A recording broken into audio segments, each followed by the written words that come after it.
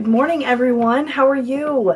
It's Megan from Hillcrest joining you for story time. We're going to start the day with Llama Llama, Wakey Wakey, and then we're going to read another story from the Magical Stories book. We're going to read Shipwreck on Lilliput. So let's go ahead and start with Llama Llama.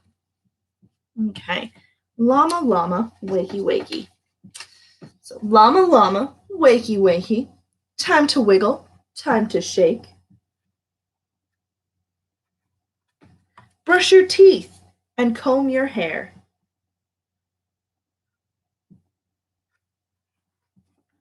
Find some nice clean clothes to wear.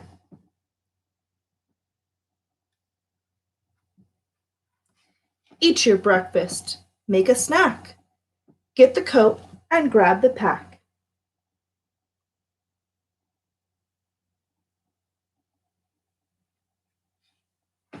A kiss for me, a kiss for you.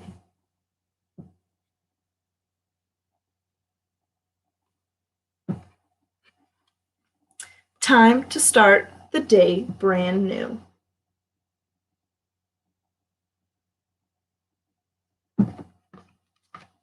That was kind of short and sweet. Do you like Llama Llama books? Seems like a nice, cute little llama. Let's go ahead and move over and read A Shipwreck on Lilliput. This is from a book called Gullivers Travels.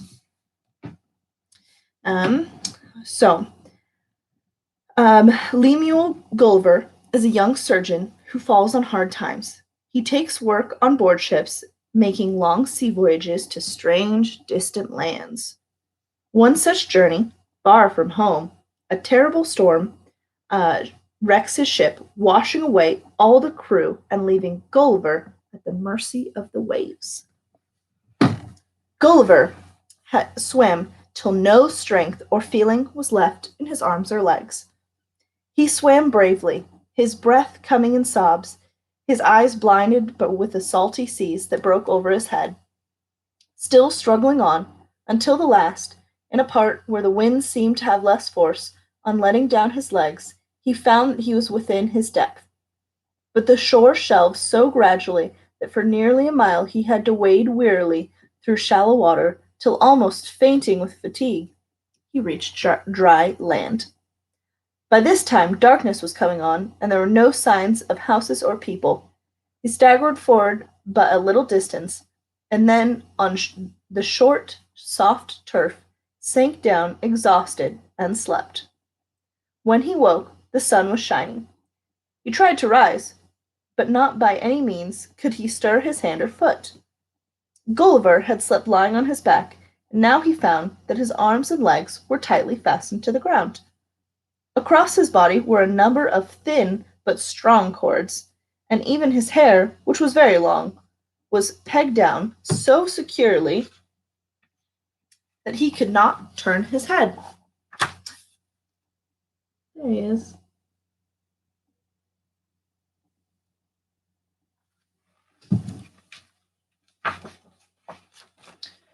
All around him there were confused-sounding voices, but he could see nothing except the sky, and the sun shone so hot and fierce into his eyes that he could scarcely keep them open. Soon he felt something come gently up his left leg and forward onto his breast, almost to his chin. Looking down as much as possible, he saw standing there a very little man, not more than 6 inches high, armed with a bow and arrows.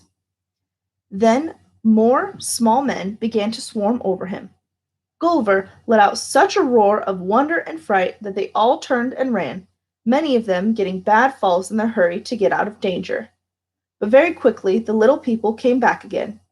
This time, with a great struggle, Gulliver managed to break the cords that fastened his left arm, and at the same time, by a violent wrench that hurt him dreadfully, he slightly loosened the strings that fastened his hair, so that he was able to turn his head a little to one side. But the little men were too quick for him. And got out of reach before he could catch any of them.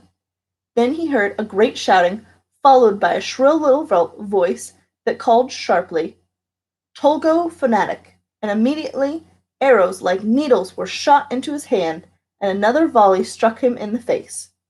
Poor Gulliver covered his face with his hand and lay groaning with pain. Again he struggled to get loose. But the harder he fought for freedom, the more the little men shot arrows into him, and some of them even tried to run their spears into his sides. When he found that the more he struggled, the more he was hurt, Gulliver lay still, thinking to himself that at night least, now his left hand was free, he could easily get rid of the rest of his bonds. As soon as the little people saw that he struggled no more, they ceased shooting at him, but he knew from the increased sound of voices that more and more little soldiers were coming round him. Soon, a few yards from him, on the right, he heard a continued sound of hammering, and he turned his head to that side as far as the strings would let him, and he saw a small wooden stage being built. Onto this, when it was finished, there climbed by ladders 4 men. One of them, who seemed like a very important person, for a little page boy attended to hold up his train, immediately gave an order. At once about 50 soldiers ran forward and cut the strings that tied Gulliver's hair on the left side so that he could turn his head easily to the right. Then the person began to make a long speech, not one word of which Gulliver understood, but it seemed to him that the little man threatened and sometimes made offers of kindness. As well as he could, Gulliver made signs that he submitted. Then, feeling by this time faint with hunger, he pointed with his fingers many times to his mouth, to show that he wanted something to eat. They understood him very well. Several ladders were put up against Gulliver's sides, and about 100 little people climbed up and carried to his mouth all kinds of bread and meat. There were things shaped like legs, shoulders, and saddles of mutton. They were very good, Gulliver thought, but very small, no bigger than a lark's wing, and the loaves of bread were about the size of bullets, so he could take several at a mouthful. The people wondered greatly at the amount he ate. When he saw that he was thirsty, they slung 2 of their biggest casks of wine, and having rolled them forward to his hand, they knocked out the heads on the cask. Gulliver drank them both and asked for more, but they only held about a small tumbleful of each. There were no more to be had. As the small people walked to and fro over his body, Gulliver was sorely tempted to seize 40 or 50 of them, dash them on the ground, and then make them struggle for liberty. But the pain he had already suffered from their arrows made him think better of it, and he wisely lay quiet. Soon another small man, who from his brilliant uniform seemed to be an officer of a very high rank, marched with some of the others onto Gulliver's chest and held up to his eyes a paper that Gulliver understood to be an order from the king of the country. The officer made a long speech, often pointing to something a long way off, as Gulliver learned afterward, told him that he was to be taken as a prisoner to the city, at the capital of the country. The city was not reached until the following day, whereupon Gulliver was brought to a very large building that had once been used as a temple. Inside the building, the king's blacksmiths fastened many chains, which then they brought through these little windows and padlocked around Gulliver's left ankle. Gulliver found that he could easily creep through the door, and that there was a room inside to lie down. You could also get a little exercise by walking backwards and forwards outside. Then the king gave orders that food should be brought to Gulliver, 20 little carts full, and 10 of wine, and he and his courtiers, all covered with gold and silver, stood around and watched him eating.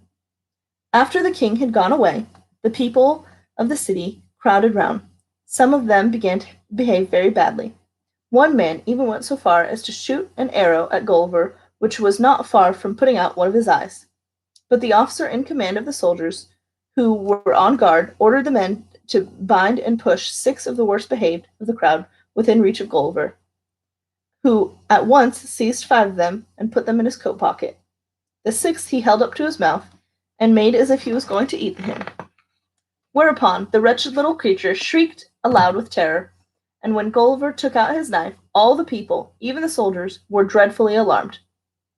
But Gulliver only cut the man's bonds and let him run away, which he did in a great hurry.